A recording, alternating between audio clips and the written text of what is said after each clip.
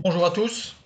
Aujourd'hui, nous abordons une petite vidéo à part pour parler de ce qui se passe actuellement, c'est-à-dire le coronavirus 2019, parce que j'entends beaucoup de choses curieuses, des choses non fondées, des choses fausses, parfois des choses vraies mais détournées et mal comprises. On me pose beaucoup de questions et donc j'ai décidé de faire une vidéo pour présenter un petit peu rapidement les choses et que les choses soient claires et précises. Qu'est-ce qu'un virus, tout d'abord? Qu'est-ce qu'un virus? Un virus est un agent infectieux nécessitant un hôte dont il utilise le métabolisme et les constituants pour se répliquer. C'est-à-dire qu'un virus a besoin d'un être vivant avec des cellules vivantes. Se répliquer, on dit que la réplication virale est l'ensemble des processus biochimiques qui se déroulent dans la cellule infectée par un virus et qui ont pour effet de produire de nouvelles unités de ce virus, donc qui se reproduit. On appelle ça en biologie la réplication et non pas la reproduction. Il ne s'agit pas de reproduction, mais bien de réplication. Ah, j'ouvre une petite parenthèse. Pour les spécialistes, certainement qu'ils me feront le reproche de ne pas être assez précis et d'être passé sur certaines choses de façon rapide, mais l'objectif n'étant pas de faire un cours ou d'être extrêmement précis pour les gens qui sont du métier, je souhaite plutôt que ce soit quelque chose de large pour tous, avec toutefois des éléments précis pour pouvoir aller vérifier et peut-être compléter certaines informations pour ceux qui le souhaitent. Fermons la parenthèse. Donc il peut se présenter sous deux stades, le virus. Une forme extracellulaire, unité matérielle indépendante appelée virion, présence d'une capside ou viroïde, sans capside. Donc la capside, c'est une sorte de petite poche qui est tout autour, qui le rend d'ailleurs sous une forme un peu sphérique, c'est pour ça qu'on le représente toujours un peu sphérique, le virus. Donc c'est une poche qui le protège en fait. Voilà, donc c'est une coque protéique qui entoure le matériel génétique du virus. Une forme intracellulaire, donc le virus intégré sous forme dormante ou détournant activement la machinerie cellulaire au profit de sa réplication. C'est-à-dire qu'il est rentré dans la cellule et il commence un peu à se répliquer. Il peut s'intégrer à un chromosome du génome hôte, celui qui le reçoit. On parle alors de provirus. Il peut rester hors des chromosomes du génome hôte, par exemple des usines à virions. Je ne rentre pas plus dans le détail, mais on va voir que ça va être une certaine importance par la suite. Pour les humains, sur les 3600 espèces infectieuses décrites, seules 129 sont pathogènes. Il peut se présenter sous deux phases actives, ce virus. Pendant qu'il est sous le cycle qu'on appelle le cycle lytique, détournement de la machinerie cellulaire vers la production de virions, donc il va se répliquer. À son aboutissement, cette phase peut provoquer la lyse de la cellule. La lyse, c'est-à-dire l'explosion. La cellule explose parce qu'elle est remplie de virions, et on va dire entre guillemets de petits virus, et donc la cellule se déchire, elle meurt, et du coup les virions peuvent se déverser dans l'organisme et aller chercher d'autres cellules hôtes pour recommencer le cycle lytique. Et on a le cycle lysogénique. La cellule hôte n'entre pas en cycle lytique, elle continue de vivre et multiplier donc le provirus est transmis à la génération suivante au cours des divisions cellulaires. C'est-à-dire qu'il a intégré la cellule se reproduit avec le virus à l'intérieur qui reste dormant, discret, caché. Et donc les cellules se reproduisent, se reproduisent, se reproduisent. Dans le corps, on a énormément de cellules qui sont infectées, dormant. Et à un moment donné, je dirais un signal donné, tout ça va se mettre en route à usine à virions, et donc ça peut exploser de partout, et donc donner des infections très très graves en très peu de temps. Maintenant, qu'est-ce qu'un coronavirus? Un virus appartenant à un groupe de virus enveloppés, qui ont une capside, entraînant des pathologies chez les mammifères et les oiseaux. C'est-à-dire que le coronavirus, c'est un groupe de virus, ce n'est pas un virus, c'est un groupe, une famille de virus. Il n'existe que 7 types de coronavirus infectant l'homme. 4 donnent des infections sans gravité, comme le rhume par exemple, c'est un coronavirus qui est infectieux, qui est rentré dans l'organisme, mais ça ne donne qu'un rhume, donc celui-là n'est pas particulièrement dangereux. Et 3 des 7 donnent des infections graves, comme certaines grippes par exemple. Et quand on parle du Codiv-19, qu'est-ce que c'est que le Codiv-19? Alors, c'est l'acronyme anglais qui signifie Coronavirus Disease 2019, c'est-à-dire que c'est une maladie, c'est la maladie à coronavirus 2019. Le Codiv-19 n'est pas un virus, le Codiv-19 est une maladie qui a été engendré par un virus. Et le virus s'appelle le SARS-CoV-2. C'est le nom du virus. Alors c'est un acronyme, voilà. Bon, je ne rentre pas dans les détails. C'est surtout pour comprendre de quoi on parle. Donc coronavirus du syndrome respiratoire aigu sévère numéro 2, parce qu'il a existé un numéro 1. Et là, on est au numéro 2. Alors, la Covid-19, à partir de maintenant, comme on sait que c'est une maladie, moi je préfère dire la Covid-19 plutôt que le, puisque le, ça sous-entendrait que c'est le virus. Là, on comprend que c'est la maladie, donc la Covid-19. Alors, cette maladie a été découverte et décrite par les services sanitaires en 2019 dans la ville de Wuhan. Wuhan, une ville chinoise qui se trouve à peu près, pas tout à fait au centre, mais bien en retrait des côtes pacifiques, donc à l'intérieur des terres. Alors, Wuhan possède un laboratoire de microbiologie fondé en 1956. Premier laboratoire P4 de Chine en collaboration avec la France, avec l'Institut Pasteur, pour être plus précis. Ce laboratoire P4 a été ouvert en 2015, donc ça fait 5 ans. Qu'est-ce que c'est qu'un laboratoire P4? C'est un laboratoire pathogène de classe 4. Ça veut dire quoi? Ça veut dire qu'il est susceptible d'abriter des micro-organismes très pathogènes. Ils travaillent sur la recherche. Ils font des travaux de recherche dans les laboratoires P4, et en particulier sur la phagothérapie. Qu'est-ce que la phagothérapie? C'est l'utilisation des virus pour s'attaquer aux bactéries pathogènes. J'insiste bien aux bactéries pathogènes, aux maladies. Regain d'intérêt pour cette méthode proposée en 1917, donc c'est pas récent, hein, c'est un tout petit peu plus d'un siècle, alors que les résistances bactériennes aux antibiotiques se multiplient. C'est-à-dire qu'en 1917, nous étions avant l'invention de la pénicilline, par exemple, avec Fleming, et donc c'était un moyen d'étudier, savoir qu'on étudiait les virus pour essayer de les modifier ou de les orienter, on va dire, et parfois même de les modifier génétiquement pour que ceux-ci soient programmés, entre guillemets, pour attaquer une bactérie pathogène, une bactérie qui attaque et qui rend malade, voire dangereusement malade.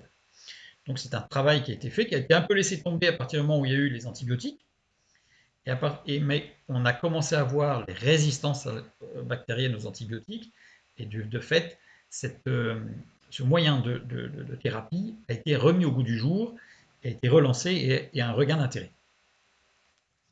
Travail de recherche pour le traitement antibiotique pour enrayer ou éviter les surinfections. C'est-à-dire qu'on regarde comment travaillent certains virus, parce que les antibiotiques n'attaquent pas les virus, mais certains virus qui génèrent des infections, voire des surinfections qui peuvent être graves, donc qui vont laisser la place à certaines bactéries.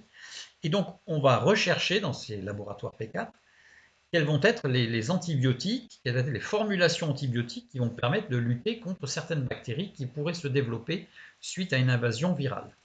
Donc c'est tout un travail de recherche pour la santé, en fait, qui est effectué dans ces laboratoires P4 avec deux axes de travaux prédominants, c'est-à-dire la phagothérapie, l'étude de la modification génétique de certains virus pour aller attaquer certaines bactéries pathogènes. Donc on peut étudier certains virus pour des maladies orphelines. On peut imaginer par exemple un virus qu'on pourrait utiliser génétiquement modifié pour aller soulager les personnes atteintes de mucoviscidose, par exemple. Tout ça, ça fait partie de recherches en cours sur la pathogénèse. Pardon, la phagothérapie, pardon. Recherche basée sur des modifications génétiques, virus ARN, virus ADN ou gyrus. Bon. C'est-à-dire qu'il y a tout un travail, une partie du travail qui est faite là-dessus pour essayer d'enrayer certaines maladies qui sont graves et qui, pour l'instant, pour certaines en tout cas, n'ont pas de solution, ni d'apaisement, ni de traitement. Ces laboratoires P4 travaillent en particulier sur les systèmes immunitaires résistants au coronavirus. C'est-à-dire qu'il y a certains animaux qui sont résistants au coronavirus. C'est-à-dire qu'ils les portent, ils sont infectés, mais ils ne manifestent aucune maladie. Ça veut dire qu'ils ont dans leur corps un système immunitaire qui permet de résister. Donc là, il y a des recherches qui sont faites pour savoir qu'est-ce qui permet à ces animaux, à ces organismes, de résister à de telles invasions, et en particulier les invasions pour lesquelles l'homme ne sait pas résister naturellement. Et en particulier, il y a un système immunitaire résistant au coronavirus, qui est intéressant, ce sont les chauves-souris. Les chauves-souris sont porteuses de coronavirus, de cette famille de virus. Le laboratoire de Wuhan possède plus d'une centaine de chauves-souris provenant de la province de Yunnan ou Zhejiang. Alors, ces provinces, en fait, sont situées à des centaines de kilomètres de Wuhan, c'est-à-dire qu'elles sont importées. Ce n'est pas, comme ça a été dit, suite à des soupes qui ont été faites avec les chauves-souris de la région ou le marché aux animaux, etc. Donc voilà, et Zhejiang, c'est plutôt dans l'Est. Elles ont été importées pour essayer d'étudier le système immunitaire de ces chauves-souris porteuses de différents coronavirus et pourtant résistantes. Petite information, les coronavirus sont des sujets, j'ai mis entre guillemets, hein, ce sont des virus, hein, mais sont des sujets d'étude depuis des années, c'est pas nouveau. On a en particulier les laboratoires de l'Institut Pasteur qui ont déposé un brevet autour des coronavirus en 2004. Nous en avons posé d'autres, mais il y en a un, puisque celui-là circule avec des fausses informations. Le brevet européen, le EP1 694 829 B1. Donc c'est un brevet qui a été déposé en 2004 au sujet des coronavirus. On ne peut pas breveter un virus. Parce qu'un virus, c'est un organisme vivant, et les organismes vivants ne se brevettent pas. Par contre, on peut breveter certaines parties, certaines modifications qu'on peut apporter, etc., au niveau génétique, ce qui est le sujet de ce brevet européen déposé par l'Institut Pasteur. Il s'agissait d'études sur le SARS-CoV-1, on ne met pas le 1, c'était le premier, qui avait causé l'épidémie de grippe du sous-type H5N1 en 2002-2003, qui a aussi démarré dans l'Asie, mais pas en Chine.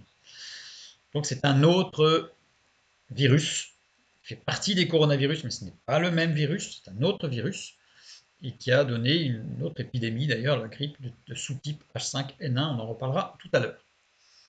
Donc c'est pour montrer que ce sont des choses qui sont en permanence à l'étude et pas du tout dans un but militaire secret. C'est connu, il y a des recherches qui sont faites dans un but, je dirais, de thérapie pour soulager certaines maladies graves dont certains sont atteints et qui pour l'instant n'ont pas de soins ou peu. Il semblerait, donc là maintenant il semblerait qu'un opérateur du laboratoire donc de Wuhan se serait fait contaminer par un coronavirus génétiquement modifié, c'est-à-dire en cours d'étude, pour servir de support de recherche. C'est-à-dire qu'il a été modifié non pas pour attaquer, comme certains le disent avec le complotisme, etc., mais dans un but de recherche, comme c'est fait dans les laboratoires P4 d'une façon générale et régulièrement. Donc pourquoi est-ce qu'il s'est fait contaminer? Est-ce que c'est une erreur? Est-ce que c'est une faute? Est-ce que c'est une inadvertance? Est-ce que c'est un manque de respect des règles? Peu importe, là c'est pas le sujet. Ce qu'on sait, c'est qu'il semblerait que ce soit parti de ce laboratoire et que l'objectif de ce coronavirus modifié, l'objectif était de développer une phagothérapie, c'est-à-dire traiter des maladies pour essayer de faire avancer les choses pour les malades. Pour trouver pourquoi les chauves-souris sont résistantes au coronavirus. C'est-à-dire qu'il y a les deux, en fait. Hein. Les deux aspects, la recherche. C'est de la recherche. Et en particulier sur le système cardio-respiratoire, puisque les coronavirus attaquent particulièrement le système cardio-respiratoire, pas uniquement, parce que certains attaquent aussi les parties intestinales ou digestives, mais là, en l'occurrence, c'est sur la partie cardio-respiratoire. Et donc, le coronavirus génétiquement modifié avait pour but de se fixer prioritairement sur le système cardio-respiratoire pour essayer d'améliorer les choses. Comme je vous ai dit tout à l'heure, par exemple, je n'ai pas du tout d'informations si c'était vraiment ça, mais par exemple, ça pourrait être la mucoviscidose, par exemple.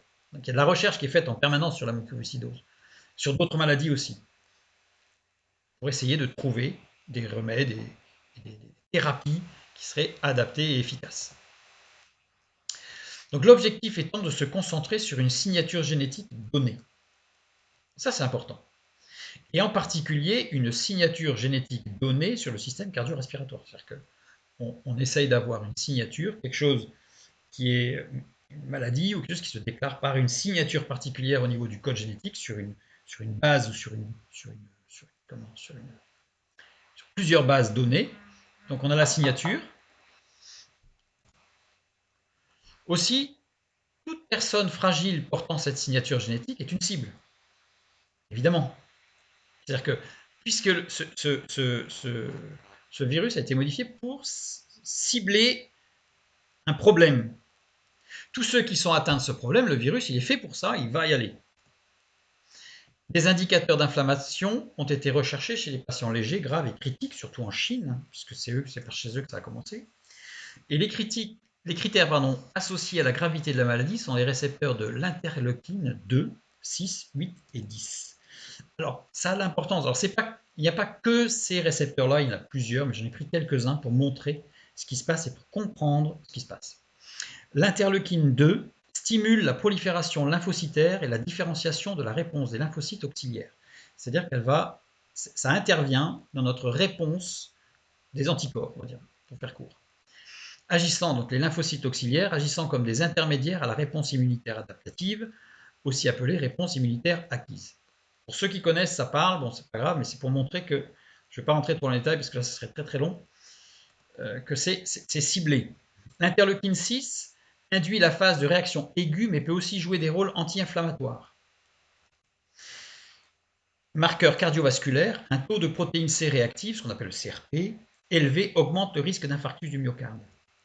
Donc on voit que voilà, la supplémentation en vitamine C d'ailleurs peut réduire de manière significative le taux de CRP. C'est pour ça que par rapport à la grippe, on peut supposer que le fait de prendre de la vitamine C et l'ascorbique puisse être intéressant. L'interleukine 8 maintenant. Alors c'est la chimiotaxie des neutrophiles. La chimiotaxie, c'est tout ce qui concerne la stimulation des déplacements bactériens, parce qu'il y a des bonnes bactéries, hein, il y a des milliers de bactéries, dont certaines qui sont très utiles et nécessaires à la vie. Donc la chimiotaxie, c'est toute l'étude de la chimie des déplacements de ces bactéries. Et les neutrophiles, eh bien, ce sont les granulocytes neutrophiles ou polynucléaires neutrophiles, qu'on appelle PNN, sont des globules blancs, des leucocytes, qui ont un rôle majeur dans la phagocytose, c'est-à-dire dans la destruction, on va dire dans l'annihilation des agents infectieux. Les anomalies fonctionnelles sont le plus souvent héréditaires. Voilà, on tient ça de nos parents et de nos arrière-grands-parents, etc. Et l'interleukine 10, inhibition de la production des cytokines de la réponse des lymphocytes auxiliaires. Donc ça vient inhiber des réactions de cytokines, pardon. La cytokine, substance élaborée par le système immunitaire réglant la prolifération de cellules. Donc ça peut inhiber, et en fonction s'il y en a plus ou moins, ou au contraire, ne pas gérer la prolifération cellulaire. Toute personne possédant des marqueurs génétiques spécifiques sur ces récepteurs-là sont donc des cibles, toutes les personnes sont des cibles privilégiées du SARS-CoV-2. Les autres verront le SARS-CoV-2, ce virus, comme un nuisible, c'est tout. C'est-à-dire que celui qui n'a pas cette signature génétique particulière ne verra pas le virus comme une agression majeure, mais ça passera comme quelque chose d'anodin. Alors peut-être avec quelques jours mal en point, fiévreux, etc. Mais bon, ça va passer. Et pour d'autres, même à la limite, sans même s'en rendre compte. Sans même s'en rendre compte. Donc on a vu que l'interleukine 2, diminution de la production chez les personnes âgées. Donc cette interleukine 2, elle diminue dans sa production chez les personnes âgées. Donc les personnes âgées vont forcément être plus vulnérables vis-à-vis du SARS-CoV-2, de ce virus. Au niveau de l'interleukine 6, augmentation de la production chez les personnes âgées aussi, à nouveau. L'interleukine 8, augmentation par le stress et une médicamentation antitumorale, c'est-à-dire que ceux qui ont eu un cancer risquent d'avoir plus de complications que ceux qui n'en ont pas eu. Et quand on dit augmentation par le stress, c'est surtout par la tension nerveuse, c'est-à-dire que ceux qui font de l'hypertension. Interleukine 10, augmentation lorsque la personne a eu un cancer. Ça revient même avec tout ce qui est médicamentation antitumorale. Aussi, toute personne possédant une déficience génétique sur ces récepteurs est une cible, c'est clair. Issue d'un patrimoine génétique hérité, là on n'y peut rien, ou une déficience qui peut ne pas être encore exprimée. C'est-à-dire qu'on peut le savoir et on peut ne pas le savoir.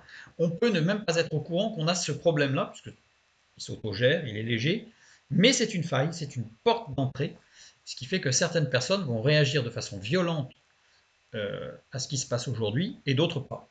C'est tout simplement, mais ça c'est indépendant. Alors évidemment, on peut augmenter ces problèmes par une vie plus ou moins réglée ou pas, ou dissolue ou pas. Ça c'est clair qu'on peut affaiblir son système immunitaire de différentes manières, mais ça c'est encore un autre problème.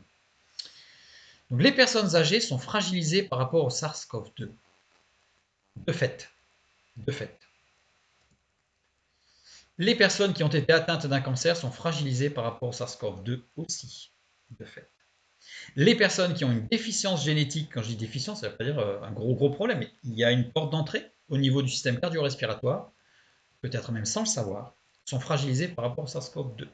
C'est-à-dire qu'en fait, on a une certaine inconnue sur le sujet. Un autre marqueur, qui est de la numération des lymphocytes, point sensible pour les personnes atteintes de maladies auto-immunes comme le diabète de type 1. C'est-à-dire que ceux qui sont atteints de diabète de type 1 vont aussi être des cibles. Alors, ça ne va pas forcément faire la même chose que dans tous les cas, mais ils sont aussi des cibles si leur taux de diabète est supérieur à la normale. Tant qu'il est normal, tant qu'il est bien régulé, il n'y a pas de souci. La numération des éosinophiles, donc ça c'est les cellules sanguines présentes qui sont impliquées dans le système immunitaire inné des vertébrés, notamment dans les phénomènes d'allergie et de parasitisme. C'est-à-dire que certaines allergies vont être des portes d'entrée par rapport à ce virus. Parce que comme je l'ai dit tout à l'heure, il n'est pas stabilisé. Ce n'est pas un virus terminé, je dirais, d'études. Voilà. Alors ça ne veut pas dire non plus que dès qu'on a une allergie à quelque chose ou au pollen, ça y est, c'est une catastrophe. Mais on a des fragilités et avec, en plus, petit détail important, c'est qu'on a très peu de recul sur ce virus pour l'instant. Les études ne sont pas, ça fait que quelques mois. Hein. Maintenant une question, pourquoi les enfants ne sont-ils pas ou peu ou pas atteints? À la fécondation, un nouvel être se crée. D'accord. Pendant la grossesse, cet être se développe. La première ébauche respiratoire apparaît à partir du 22e jour de la conception. Les alvéoles se constituent à partir du 6e mois de la vie intra-utérine et restent plissées jusqu'à la naissance. Le surfactant, substance sécrétée par les cellules alvéolaires, est produit en quantité suffisante pour maintenir les alvéoles ouvertes à l'expiration à partir du 7e mois de grossesse. C'est-à-dire qu'à l'expiration du 6e mois et au début du 7e mois, les alvéoles sont ouvertes, l'enfant pourra, le fœtus à la naissance, pourra respirer. À la naissance, le système cardio-respiratoire devient autonome.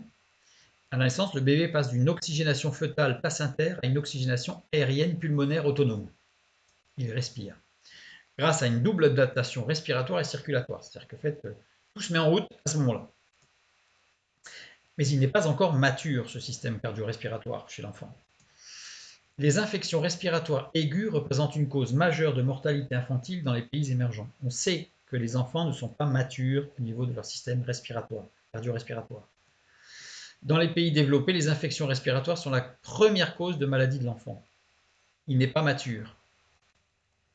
Les ramifications bronchiques continuent à croître après la naissance. Les alvéoles augmentent en nombre et en taille. Elles passent de 24 millions à la naissance à 300 millions à l'âge de 8-10 ans.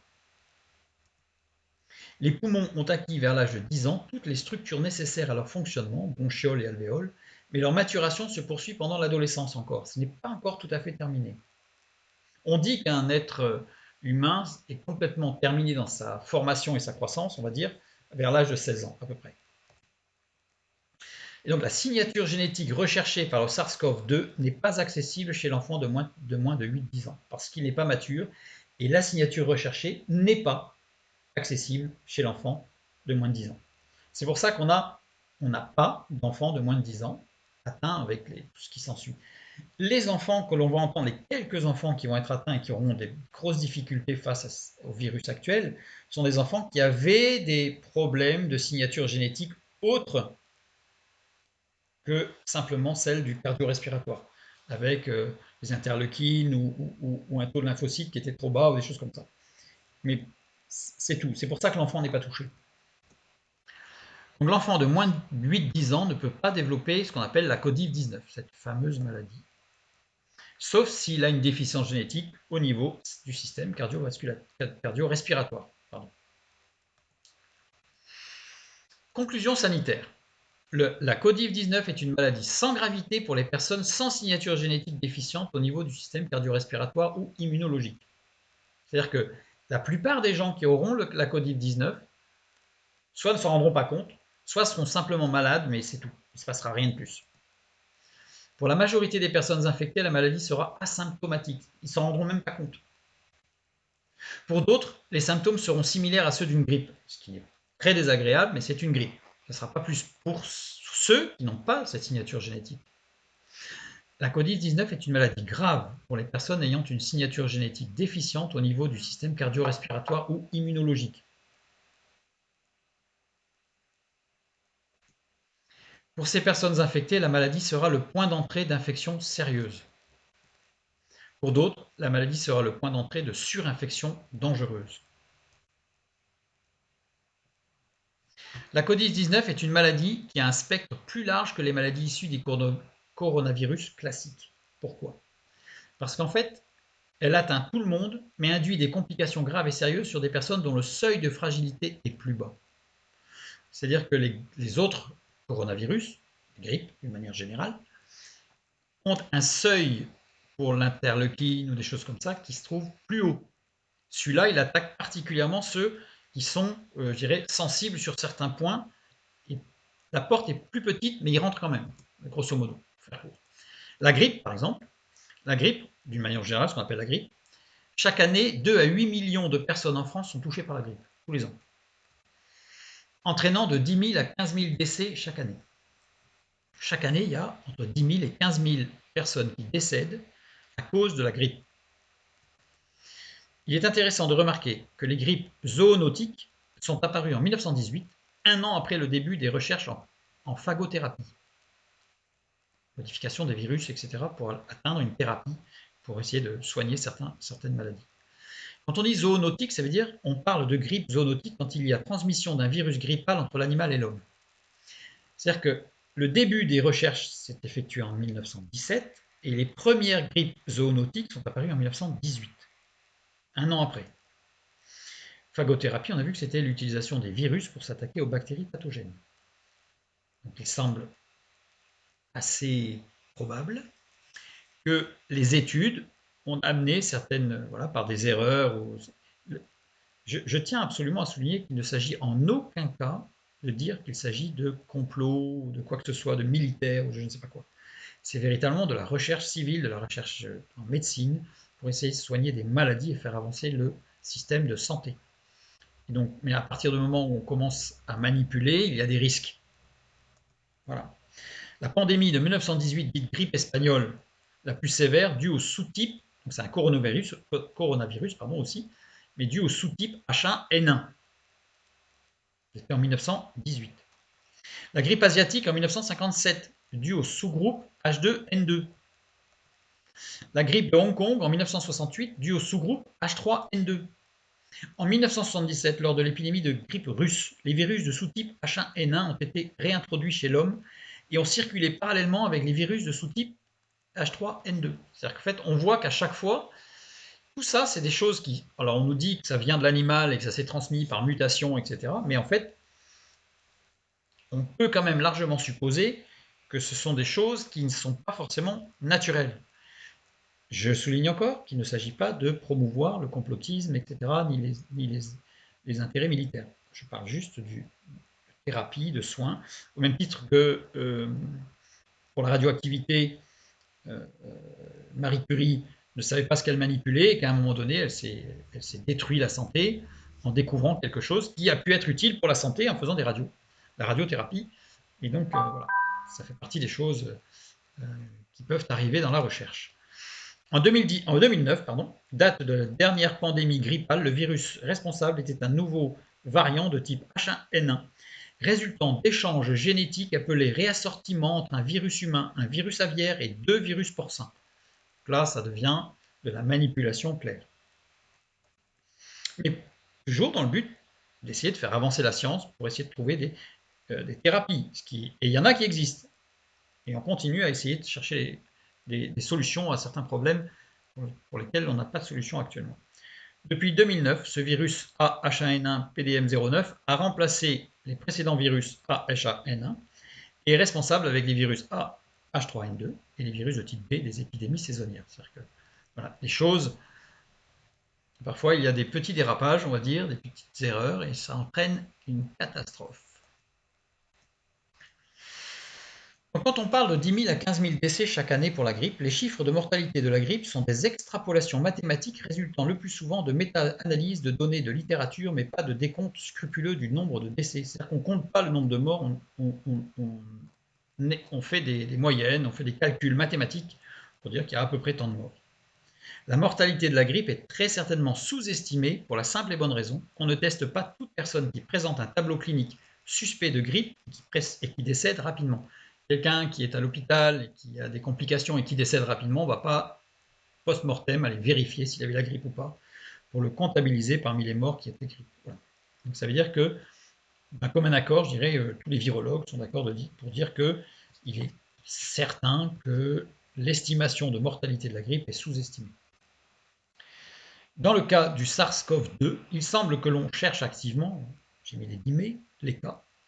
Les chiffres obtenus devraient être plus proches de la réalité. C'est-à-dire qu'en fait, on va peut-être arriver à des taux de mortalité qui vont être plus importants que ceux de la grippe, assurément, mais certainement parce qu'on les regarde de plus près aussi. Le seuil de vulnérabilité de la grippe est plus haut que celui du SARS-CoV-2, 80,3 ans en moyenne pour la grippe, contre environ 70 ans pour le SARS-CoV-2. Je mets environ parce qu'on n'a pas encore d'éléments probants et vérifiés. Pour l'instant, ce ne sont que des estimations. Il est donc impératif de se protéger si nous avons une fragilité génétique cardio-respiratoire ou si nous avons des maladies auto-immunes ou encore des allergies. C'est une évidence. Il est donc impératif de protéger ceux qui nous entourent et que nous savons être des cibles du virus SARS-CoV-2. C'est-à-dire que si on sait qu'autour de nous, on a quelqu'un qui est âgé, qui a une maladie auto-immune, qui présente des allergies sérieuses et importantes, à ce moment-là, il faut le protéger. Et comment on va faire pour le protéger? Bien, c'est en se lavant les mains, etc. On va le voir tout à l'heure. Il est donc impératif de protéger ceux qui nous entourent et que nous ne connaissons pas, afin de ne pas risquer de les mettre en situation de risque grave. Vous rencontrez quelqu'un, vous ne savez pas si c'est quelqu'un à risque ou pas. Donc, nous devons tous respecter des règles de distance, etc., pour ne pas mettre quelqu'un en danger, en quelque sorte, directement ou indirectement. On a, entre guillemets, bien sûr, la chance, puisque se protéger et protéger est simple avec le SARS-CoV-2. Pourquoi? Parce que utiliser le gel hydroalcoolique déshydrate la capside du virus. Il meurt. C'est-à-dire que sur les mains, si on n'a pas la possibilité de se laver les mains, on met du gel hydroalcoolique. L'alcool du gel hydroalcoolique va déshydrater la capside du virus et le virus il va mourir. Tout simplement. Et si on a la possibilité, le mieux c'est de se laver les mains, enfin la peau, les mains, le visage. Pourquoi? Parce qu'en fait, il part avec l'eau, le virus. Donc c'est simple, il disparaît. On n'est pas sur un virus qui s'accroche, on n'est pas sur un virus résistant. Le SARS-CoV-2 est un virus, entre guillemets, faible. Il n'est pas résistant. Il ne résiste pas à l'alcool. Il ne s'accroche pas à l'épiderme. De l'eau et ça suffit. On frotte, bien sûr, avec du savon, pour pouvoir dégager tout ce qui va avec, et c'est tout. Il n'agresse pas l'épiderme pour pénétrer dans l'organisme. C'est-à-dire qu'en fait, il ne s'accroche pas, il ne va pas pénétrer l'épiderme, le derme est rentré dans l'organisme par la peau. Il ne rentre que par les muqueuses. Le seul moyen pour le virus de pénétrer l'organisme, ce sont les muqueuses, c'est-à-dire ne pas se frotter la bouche, les yeux, le nez avec les mains. Sachez qu'en moyenne, nous nous frottons le visage entre 2500 et 3000 fois par jour, par réflexe. On touche l'oreille, le nez, on remonte ses lunettes, on se frotte le front, etc. Donc faisons attention, puisque dès qu'on s'approche d'une muqueuse, si on en a sur les mains, on peut l'absorber ou pas. Pourquoi se protéger et protéger les autres? Pourquoi? Alors, pour ne pas risquer de contaminer quelqu'un de fragile et lui faire prendre des risques inutiles, évidemment, et pour limiter la progression de la Covid-19. Je ne prends pas évidemment le cas où si nous-mêmes nous sommes en fragilité, auquel cas nous devons nous protéger aussi, bien sûr. Mais pour limiter la progression de la Covid-19, pourquoi? Il n'est pas possible de stopper la progression d'un virus en pleine épidémie. Ce n'est pas possible. On ne peut pas l'arrêter. C'est pas possible, ça. On sait qu'il faut que 50 à 75% de la population ait été infectée et produit des anticorps pour qu'une épidémie virale s'arrête. Alors, quand on dit de 50 à 75, selon le virus et ses caractéristiques épidémiologiques, c'est-à-dire que ça dépend du virus, mais il faut qu'en tout cas une grande partie de la population ait été infectée et soit guérie, naturellement ou par médicament, par une assistance, on va dire, pour éviter les surinfections. L'objectif étant de permettre aux services de santé de la zone concernée d'absorber le flux de malades. Quand je dis la zone concernée, ça peut être une zone locale, une ville, ça peut être une région, ça peut être un pays. Donc il faut absolument permettre aux services de santé de soigner les gens malades, et surtout les gens à risque, ou les gens qui sont... Alors ceux qui sont connus, encore, mais ceux qui ne sont pas connus, on peut déceler à partir du moment où il y a complication, mais il faut le soigner. Prenons une courbe pour bien expliquer les choses. Une courbe en fonction du temps, le nombre de malades. Ici, on a une courbe qui nous donne la capacité d'accueil des services de santé. C'est-à-dire qu'on sait que les services de santé peuvent accueillir un certain nombre de malades. Alors pourquoi il y a une courbe qui descend à un moment donné? C'est parce que c'est le temps nécessaire d'adaptation de traitement ou de conditions spécifiques le cas échéant. C'est-à-dire qu'on n'a pas forcément ce creux dans cette courbe de capacité d'accueil des services de santé, mais c'est possible si jamais il faut adapter certains traitements ou adapter un environnement spécifique. Donc il faut un certain temps d'adaptation ou pas, selon. J'ai pris le cas le plus défavorable. Donc on sait que les services de santé d'une région, d'un hôpital, d'une ville ou d'un pays sont capables d'absorber une certaine partie, d'accueillir une certaine partie de malades, un nombre de malades.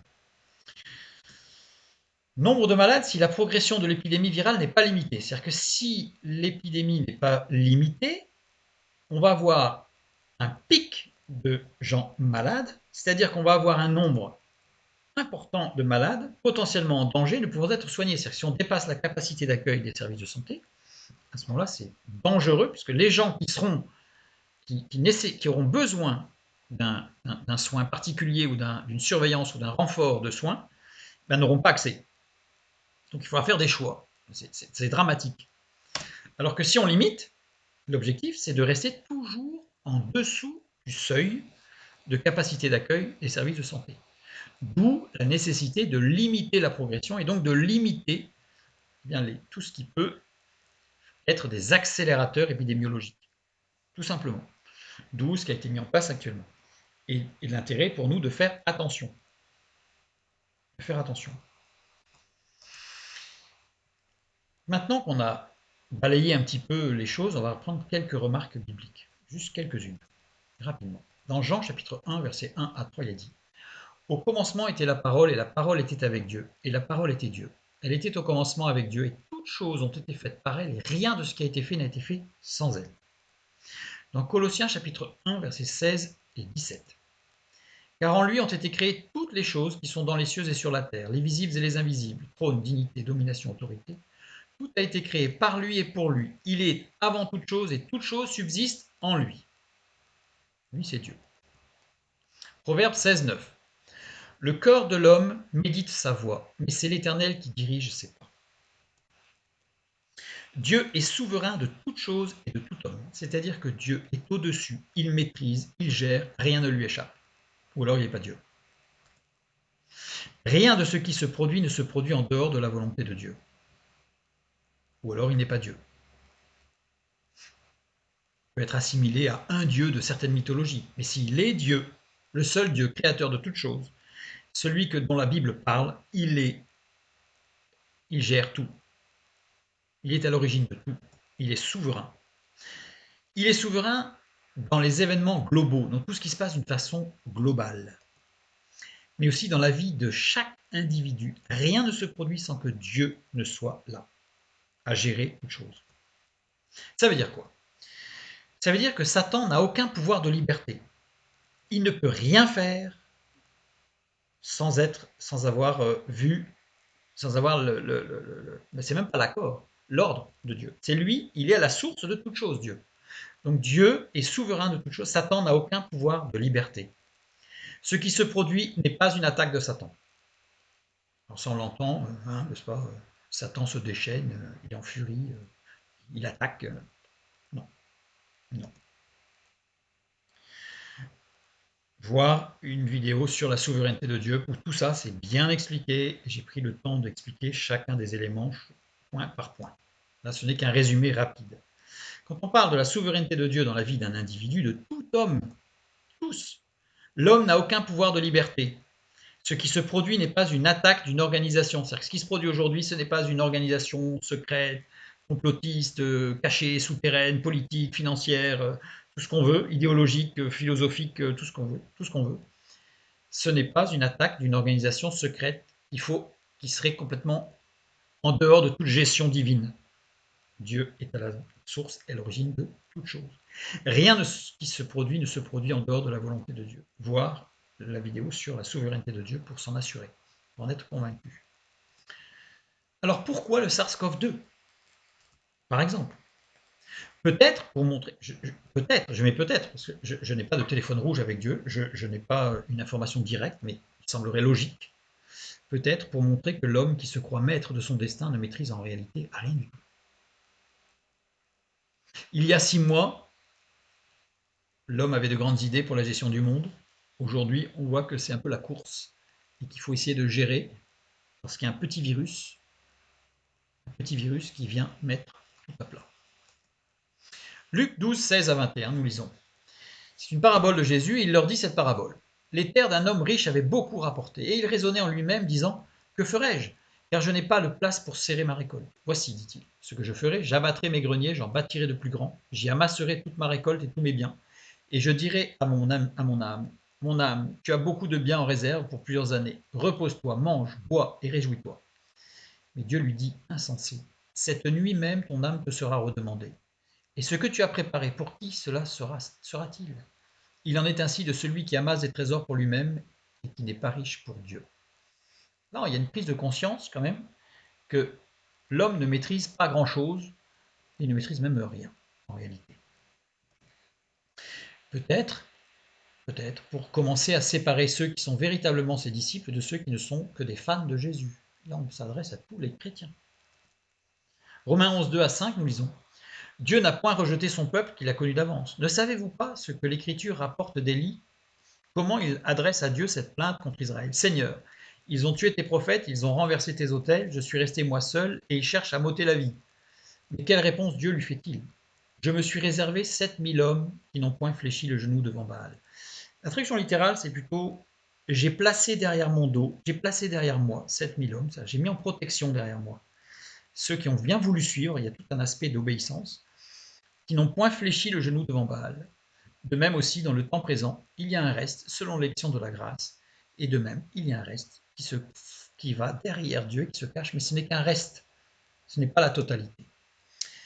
Et d'une façon sûre, on peut dire que, assurément, ce qui se passe aujourd'hui sert à préparer l'accomplissement des prophéties sur la fin des temps. Dans tous les cas, pour faire réfléchir chacun sur l'incapacité patente de l'homme de maîtriser réellement sa destinée. L'homme ne maîtrise pas du tout sa destinée. Il donne l'impression de, mais en réalité, il navigue à vue. Il ne sait pas ce qui se passera demain. Luc 9, 25. Et que servirait-il à un homme de gagner tout le monde s'il se détruisait ou s'il se perdait lui-même? Que servirait-il à un homme de gagner tout le monde s'il se détruisait ou se perdait lui-même? Réfléchissons à l'origine du SARS-CoV-2. Ésaïe 30, 15. Car ainsi a parlé le Seigneur, l'Éternel, le Saint d'Israël. C'est dans la tranquillité et le repos que sera votre salut.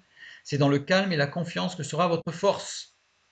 Pourquoi? Parce que nous savons que Dieu est souverain. Il gère tout. Rien ne lui échappe. Absolument rien. Ses disciples sont dans la tranquillité, le repos, dans le calme et la confiance. Dieu est aux commandes de toutes choses. Mais la fin du verset 15, c'est « Mais vous ne l'avez pas voulu ». Ceux qui ne veulent pas rester dans la simplicité de la confiance en Dieu qui gère toutes choses, ça veut dire que c'est Dieu qui gère le départ de quiconque. Celui qui ne doit pas partir pour l'au-delà ne partira pas pour l'au-delà. Dieu est souverain, il gère tout, en tout, pour tout. Un dernier verset, 1 Thessaloniciens chapitre 1, versets 1 et 2. Pour ce qui concerne l'avènement de notre Seigneur Jésus-Christ et notre réunion avec lui, nous vous prions, frères, de ne pas vous laisser facilement ébranler dans votre bon sens et de ne pas vous laisser troubler, soit par quelque inspiration, soit par quelques paroles, soit par quelques lettres qu'on dirait venir de nous, comme si le jour du Seigneur était déjà là. Ne nous laissons pas ébranler dans notre bon sens. Dieu est souverain. Si nous avons la foi, il n'y a aucune raison de douter de la souveraineté de Dieu dans nos vies et dans tout ce qui se produit. Seul Dieu est aux commandes et nul autre.